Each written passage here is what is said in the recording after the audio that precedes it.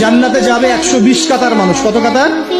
120 কাতার মানুষ in total জান্নাতে যাবে। তার মধ্যে উম্মতে মুহাম্মাদের কত কাতার জানেন? 80 কাতার। কত কাতার? বলেন সুবহানাল্লাহ। তাহলে এটা কি আল্লাহ পাকের দয়া নয়?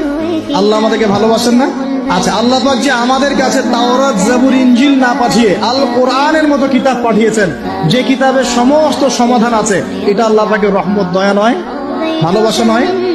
আচ্ছা, এখন আল্লাহ পাক দুনিয়াতে চলার জন্য আমাদেরকে জীবন দিয়েছেন, হায়াত দিয়েছেন, সুস্থতা দিয়েছেন, পরিবার দিয়েছেন, আমাদের ব্যবসা বাণিজ্য দিয়েছেন, আমাদের স্ত্রী সন্তান দিয়েছেন, আমাদেরকে চলাফেরা করার ক্ষমতা দিয়েছেন। সত্যিকার অর্থে কিয়ামতের দিন না থাকলে কোনো জালেমের বিচার হতো না, যাদের বিচার দুনিয়া হয়নি। কথা কি বুঝতে পারছেন?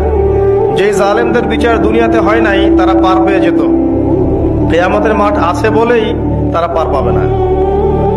আর যে মাজলুমরা দুনিয়াতে কেঁদেছে, দুনিয়াতে কষ্ট সহ্য করেছে, সাফার করেছে, তাদের জন্য সুসংবাদ কিয়ামতের মাঠ, তারা সেখানে প্রতিদান পাবে। এই জন্যই কিয়ামতের মাঠের দরকার ছিল। না হলে সব জালেম কি হতো?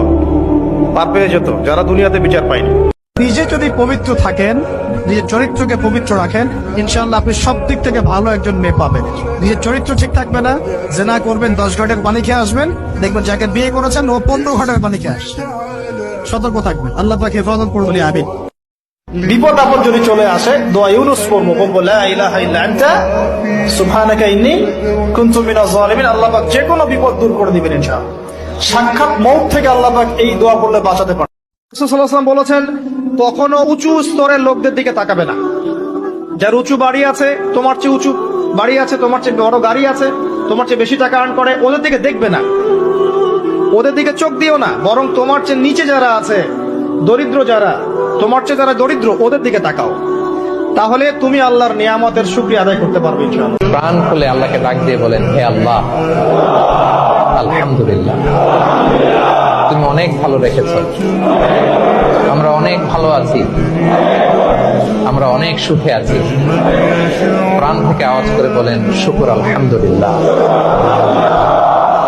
করা যাবে তো? সবসময় কি বলবেন?